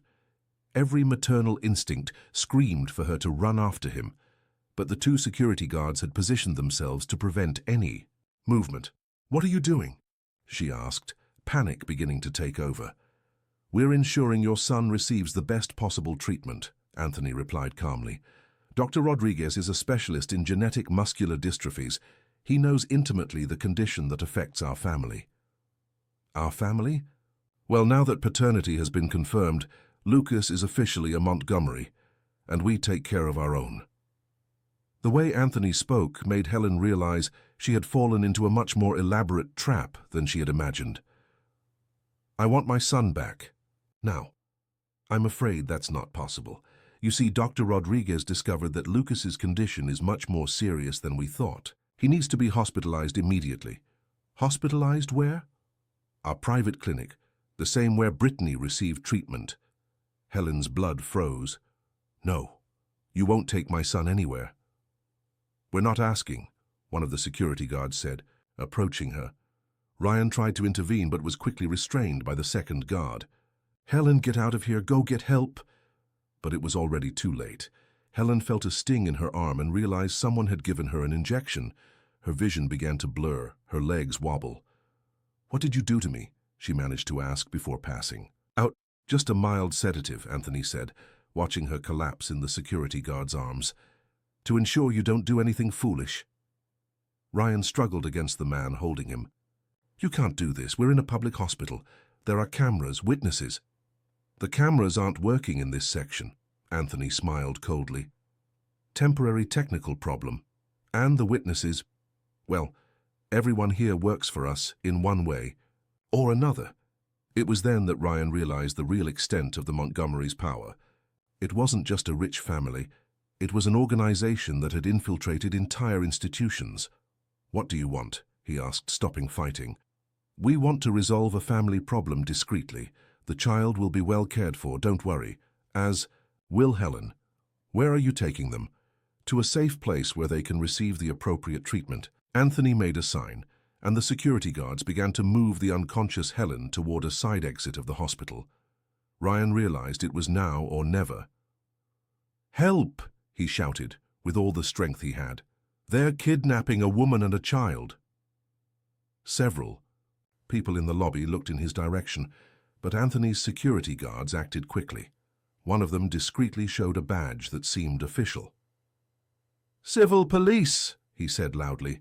"Operation in progress. Please keep your distance." The people, intimidated by the supposed police authority, quickly dispersed. Ryan realized that any attempt at resistance would be futile. "Dr. Sanders," Anthony addressed him with false courtesy, "I suggest you forget what you saw here today for your own good." "I won't forget anything, and I'm going to the police." "You can go, but you won't find any evidence that we were here. And you'll discover that you have some pending ethical problems with the medical board, problems that could cost you your license." The threat was clear. Ryan realized he was completely alone against a power machine that had planned every detail of the operation. Anthony and his men left the hospital with the unconscious Helen, while Dr. Rodriguez disappeared down the corridor with Lucas. In a matter of minutes, there was no more trace that they had been there. Ryan stood in the empty lobby, feeling completely powerless. Helen woke up in a white, sterile room with the characteristic smell of hospital, disinfectant. But it wasn't a normal hospital. The windows had bars, the door had no handle on the inside, and there were cameras in every corner. "Lucas!" she shouted, trying to get up from the bed, but realized she was tied down with leather restraints. "He's fine," a familiar voice said. It was Caleb, sitting in a chair in the corner of the room, but when Helen looked at him, she barely recognized him. He was even thinner, with bruises on his face and eyes completely lifeless. "Caleb? What did they do to you?" "The same thing they'll do to us, turn us into resolved problems." Helen struggled against the restraints, but it was useless. "Where's Lucas?" "In the pediatric wing, receiving specialized treatment." The way Caleb spoke made Helen immediately understand what that meant. "They're going to kill him. They'll make it look like he died from natural complications of the disease, just like they did with Brittany." "And us?" "For me, permanent hospitalization for mental instability. For you, they're still deciding." Helen closed her eyes, feeling tears stream down her face. "How did we get to this point? We underestimated how far my father would go to protect the family's secrets. Is there any way for us to get out of here?" Caleb stood up from the chair and approached her bed. Only then did Helen notice that he too was wearing a hospital uniform and had an identification bracelet on his wrist. "There's a possibility," he said quietly, checking if the cameras couldn't capture his words. "But it's risky." "What?" "Ryan hasn't given up. He managed to contact some investigative journalists and the district attorney's office. There's an operation being planned." "How do you know?" "Because I managed to make contact with the outside through a nurse who works here. She lost her son because of falsified medicines that our company produced. She wants to see my father. In jail as much as we do." Helen felt a spark of hope light in her chest. "What do we need to do?" "Resist. No matter what they do to us, we need to resist until the operation arrives. And we need to find a way to reach Lucas." "How much time do we have?" "I don't know. It could be hours, it could be days." At that moment, the door opened and Dr. Rodriguez entered, accompanied by a nurse. He carried a syringe and had a completely different expression from the one he showed at the hospital. "Well, since you're awake, we can start the treatment." "What treatment?" Helen asked. "For you, something to calm your nerves.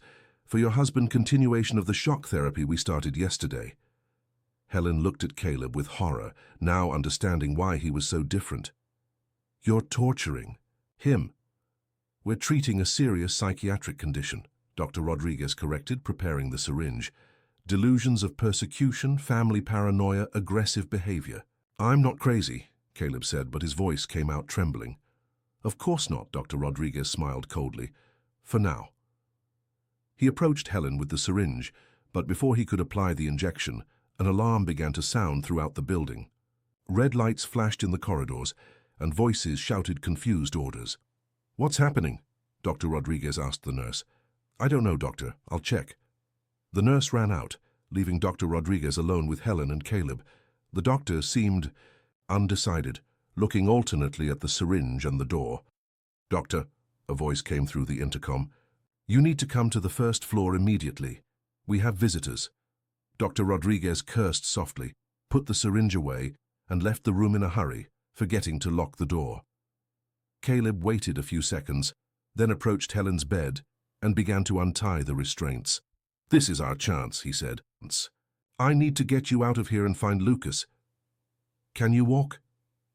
I don't have a choice. Helen got up from the bed with wobbly legs, but determined. Where do we go? To the pediatric wing, and then out of here. They left the room cautiously, finding the corridors in total chaos. Nurses ran from one side to the other. Doctors shouted contradictory orders, and the alarm continued to sound incessantly. This way, Caleb indicated a staircase at the end of the corridor. The pediatric wing is on the floor below. They quickly descended the stairs, but when they reached the lower floor, they found 2 security guards stationed at the entrance to the pediatric wing. How will we get past them? Helen whispered. Caleb looked around and saw an abandoned medication cart in the corridor. You're going to pretend to faint. I'll call the guards to help. When they approach, you run to the pediatric wing. And you? I'll distract them as much as I can. Helen stared at him, realizing he was sacrificing himself for her and Lucas. Caleb, there's no time for goodbyes. Find our son and get out of here. Helen nodded, took a deep breath, and began the performance. She pretended to have a seizure in the middle of the corridor, falling to the floor and convulsing. Caleb shouted for help, and the 2 security guards ran to assist her. The moment they bent down to check her condition, Helen jumped up and ran towards the pediatric wing. The guards tried to follow her, but Caleb threw himself on one of them, starting a desperate fight. Helen ran through the corridors of the pediatric wing, opening door after door, looking for Lucas. Finally, in the last room of the corridor, she found him. Lucas was in a hospital bed, connected to several machines but conscious. When he saw his mother, his eyes lit up. Mom, you came to get me. Of course I did, my love, Helen said, quickly disconnecting the machines and picking up her son. We're going to leave here. Where are we going? Home, far away from all this madness. Helen ran with Lucas through the corridors, following the emergency exit signs. She could hear shouts and footsteps behind her, but didn't look back. When she finally reached the exit, she found a scene she didn't expect. Dozens of federal agents surrounding the building, press cars, and in the middle of it all, Ryan coordinating the operation. Helen, he shouted when he saw her come out with Lucas. Are you okay? We are now, she replied, hugging her son tightly. But Caleb is still in there. The agents are already looking for him, and for Anthony Montgomery. At that moment, a glass explosion caught everyone's attention. In the 3rd floor window, Caleb had appeared, fighting with 2 security guards. The fight was desperate, and Helen realized he was losing. Do something, she shouted to the police officers. But before anyone could act, Caleb managed to free himself from the guards and jumped from the window, falling onto a pile of mattresses that the firefighters had prepared for emergencies. Helen ran to him, with Lucas in her arms. Caleb was injured but conscious. Everything's fine, he said, looking at his son. Everything's finally fine. But as the family reunited in the midst of chaos, Anthony Montgomery watched everything from a window on the top floor of the building. His face showed no defeat, only a cold determination. The war against his own family had begun, and he didn't intend to lose it. 3 weeks later, Helen was sitting in the waiting room at Columbia Presbyterian Hospital, watching Caleb play with Lucas in the small internal garden visible through the window. The boy had responded surprisingly well to proper treatment. With correct medications and an honest medical team, his condition was stabilized for the first time in months.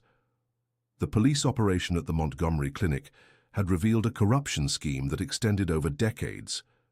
Beyond the falsified genetic exams, they discovered adulterated medications, fraudulent medical research, and a bribery network that involved dozens of doctors and health authorities. The scandal took the front pages of newspapers for weeks. Anthony Montgomery, however, remained at large. "How is he today?" Ryan asked, approaching with a folder full of exams. "Better, much better," Helen smiled, watching Lucas laugh while Caleb pushed him on an improvised swing. The crises decreased dramatically. He even started drawing again. "And are the drawings still of the man in the window?" "No. Now he draws families, father, mother, son, always together." Ryan sat next to her, opening the folder.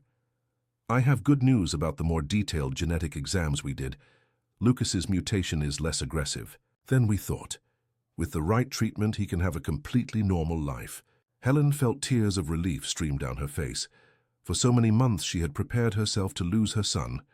Now, for the first time, she could imagine a future where they would be a real family. And Caleb? How is he dealing with everything? Physically, recovering well from his injuries. Psychologically. Ryan paused. He carries a lot of guilt. For the lost years. For the way his father manipulated his life. For not being present when you needed him. "I know, we talk about it every night." "And how are you dealing with it? With the idea of rebuilding a relationship with him?" Helen was silent for a moment, watching Caleb lift Lucas in his arms and spin with him in the garden. "It's complicated. Part of me is still angry with him for disappearing, but another part understands that he was the victim of cruel psychological manipulation. Is love enough to overcome all that? I don't know. But the family we're building might be." At that moment, Caleb and Lucas came back inside, the boy running ahead with rosy cheeks from laughing so much. "Mom," Caleb said, "he can teach me to play soccer when I get stronger." "Really?" Helen smiled at Caleb, who looked embarrassed. "And you said you could?" "Well, I thought, if you allow, of course." The hesitation in Caleb's voice broke Helen's heart. Even after everything, he was still afraid to presume he was part of their lives. "Lucas, why don't you go with Uncle Ryan to get something to eat in the cafeteria? Dad and I need to talk." "Can I have ice cream?" "You can." When they were alone, in the waiting room, Caleb sat next to Helen but maintaining a respectful distance. "Helen, I know there's still a lot we need to resolve between us." "Caleb," she interrupted him, taking his hand, "I don't want to talk about the past anymore. I want to talk about the future." "What future?" "The future where Lucas grows up healthy and happy, where you are the father he deserves, where we try to be a real family." Caleb stared at her with a mixture of hope and disbelief. "Do you forgive me?" "I'm learning to forgive. And you need to learn to forgive yourself, too." They were interrupted by the arrival of 2 federal agents. Helen immediately recognized the agent who had coordinated the operation at the clinic. "Mr. Montgomery, Ms. Davis," he formally greeted, "we need to talk to you." "Did you find my father?" Caleb asked, standing up. "No, but we have information suggesting he might try to contact you." "What kind of information?" The agent showed some photographs. "These were taken yesterday at the exit of the hotel where you're staying. Someone was watching you." Helen felt a chill down her spine. In the photos, a man in a dark suit could be seen standing across the street, clearly observing the hotel entrance. "We believe your father is organizing something. Perhaps a kidnapping attempt, perhaps something worse." "What do you recommend?" Helen asked. "That you accept police protection until we capture Anthony Montgomery." Caleb shook his head. "I can't live in fear of him forever, and I can't raise my son in a golden cage of police protection." "Then what do you suggest we do?" "Use me as bait." Helen immediately stood up. "No way." "Helen, think about it. He wants to prevent me from testifying against him at the trial. If I offer myself as an easy target, he'll appear. And you can. Arrest him." "It's very risky," the agent said. "We don't know how far Anthony is willing to go." "Yes, we do," Caleb replied bitterly. "He killed his own daughter. He won't hesitate to kill his own son if necessary." Helen grabbed Caleb's arm. "I can't lose you again. Lucas can't lose the father he just found. And I can't let you live in fear forever." The debate was interrupted by the arrival of a nurse. "Mr. Montgomery, There's a call for you at the reception. Says it's urgent. Caleb looked at the agent, who nodded. They followed to the reception where the phone was off the hook. Hello? Caleb. Anthony's voice was calm, almost paternal. How's my son? What do you want, Dad? I want to talk. In person. Just the two of us. Where? At the cemetery where Brittany is buried. Tonight, midnight. Why there? Because it's the most honest place for us to have a conversation about family. Caleb looked at Helen, who was vigorously shaking her head. And if I don't go, then we'll never have peace. You'll always look over your shoulder, expecting me to appear. Your wife will always be afraid to leave her son alone. Is that how you want to live? The call was cut off, leaving everyone in silence. It's obviously a trap, the agent said. Cemetery, midnight, isolated place. It couldn't be more obvious. But he's right about one thing, Caleb replied. As long as he's free, we'll never have peace. Then let's go with a plan, Helen said determinedly. But I won't let you go alone. Woodlawn Cemetery was shrouded in darkness when Caleb arrived, accompanied at a distance by a team of federal agents. Helen had stayed at the hotel with Lucas, protected by other police officers, but not before making Caleb promise he would return home. Brittany's grave was in a more isolated area of the cemetery, under an old tree that cast dancing shadows on the ground. Caleb approached slowly, all senses alert, looking for signs of his father's presence. Punctual as always, Anthony's voice came from behind the tree. He emerged from the shadows, and Caleb was shocked by his appearance. The man who had always been the image of elegance and control now looked unkempt, his hair disheveled, his suit wrinkled. Dad. Caleb, you look better than I expected. I thought the past few weeks would have taken a greater toll. They did, but I found something worth fighting for. Anthony approached his daughter's grave, running his hand over the marble headstone. Brittany thought so too. She thought she had found something worth fighting for. The truth? Truth is a luxury that families like ours can't afford. Caleb studied his father's face, looking for any sign of remorse, of humanity. Do you feel anything about her death? I feel I did what was necessary, just as I'm doing now. What do you want from me, Dad? Anthony took an envelope from the inside pocket of his jacket. I want you to sign these documents. What documents? Your renunciation of any right to the family inheritance. Your declaration that you have mental problems that prevent you from testifying at the trial, and the transfer of your son's custody to our company. Caleb laughed, but it was a bitter laugh. You really believe I would sign that? I believe you'll do anything to protect your family. Anthony made a sign, and two men emerged from behind. Other gravestones. One of them held a rifle with a telescopic sight. My men have a clear view of the hotel where Helen and the child are. One phone call from me and they won't see the dawn. Caleb's blood froze. You wouldn't do that. I did it with Brittany. Why wouldn't I do it with them? Because Lucas is your grandson. Lucas is a threat to the stability of our company, as you have become. Caleb realized he had underestimated his father's coldness once again. Anthony really was capable of killing an innocent child to protect his interests. All right, Caleb said, extending his hand. Give me the papers. I knew you'd be reasonable. But when Anthony approached to hand over the documents, Caleb grabbed him by the wrist and shouted, Now! Immediately, spotlight lights illuminated the entire cemetery, and federal agents emerged. From behind the gravestones surrounding Anthony's men, the sniper tried to run but was brought down by a taser shot. Anthony looked around, realizing he had fallen into a trap. You betrayed me. I saved our family.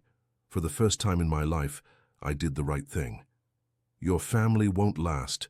Caleb, when the drugs I gave the boy take effect, when Helen discovers you knew she was being poisoned, Caleb's heart stopped. What are you saying?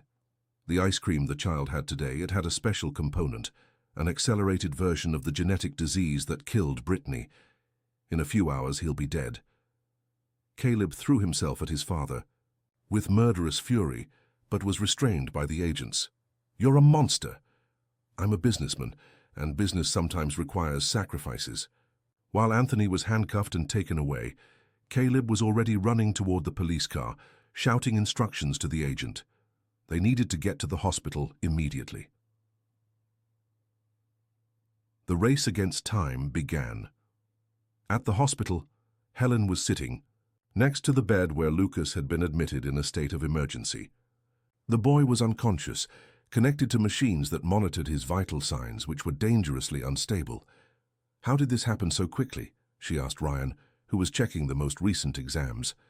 "Someone administered a substance that drastically accelerates the complications of the genetic disease. It's as if his body was experiencing years of disease progression in a matter of hours. Is there any way to reverse it?" "We're trying, but I've never seen anything like this before." Caleb arrived running, still breathless from racing through the corridors. "How is he?" "Critical," Ryan answered honestly. "Did your father tell us what kind of substance was used?" "He only said it was an accelerated version of the disease that killed Brittany." Helen looked at Caleb with despair. "We can't lose him now. Not after everything we've been through." Caleb approached the bed, taking his son's small, cold hand. "Lucas, you need to fight.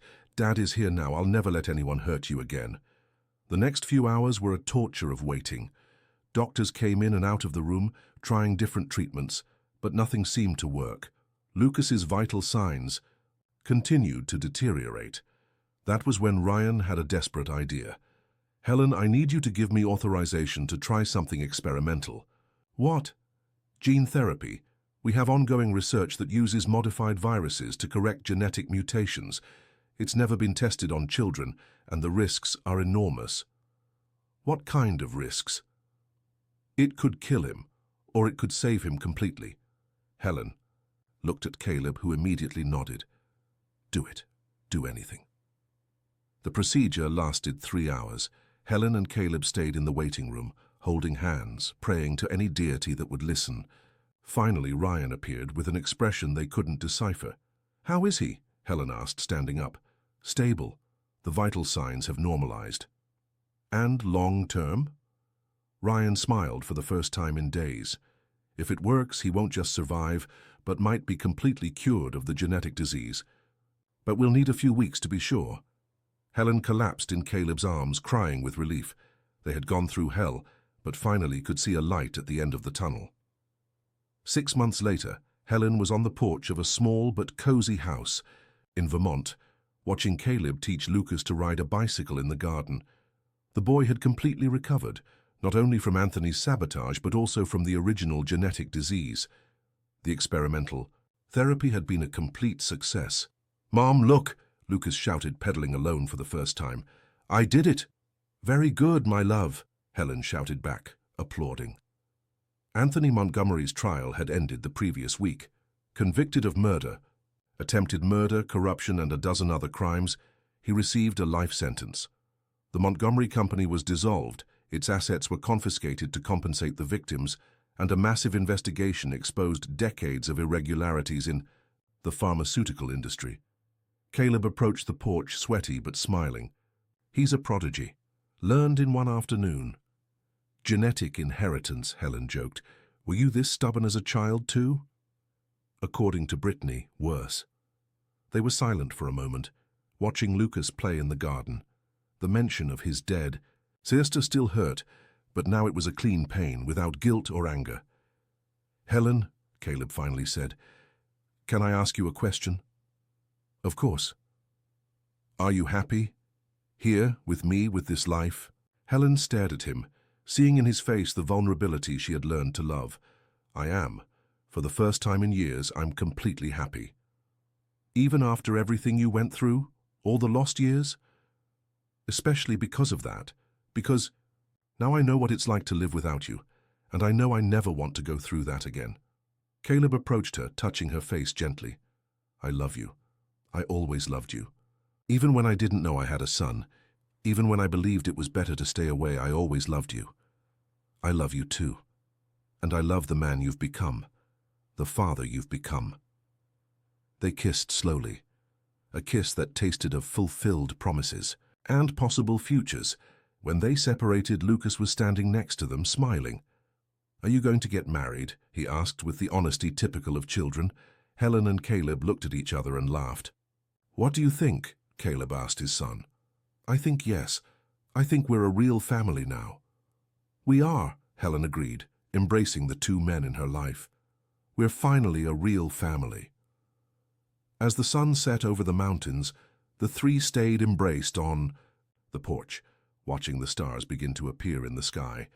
There were no more secrets between them, no more lies or manipulations.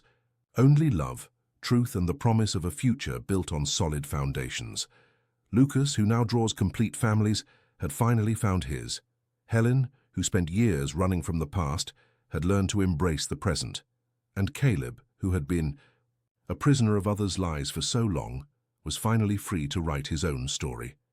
6 months after the end of the trial, they married in a simple ceremony at the local church, with Ryan as best man and half a dozen close friends as witnesses. Lucas was the ring-bearer, proud in a small tuxedo, carrying the rings on a cushion he had decorated himself. During the honeymoon at a romantic inn in Napa Valley, while Lucas slept in the room next door, Helen and Caleb made love with a passion that tasted of second chance and eternal promises. It was different from that first night 7 years ago. Now there was knowledge, there was conscious choice, there was mature love, tested by time. "I can't believe we almost lost this," Caleb whispered, holding Helen against his chest. "But we didn't," she replied, tracing lazy circles on his skin. "And now we have the rest of our lives to make up for lost time." "The rest of our lives," he repeated, as if savoring the words. "I like how that sounds."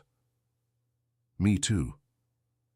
They fell asleep embraced, and for the first time in years, neither had nightmares.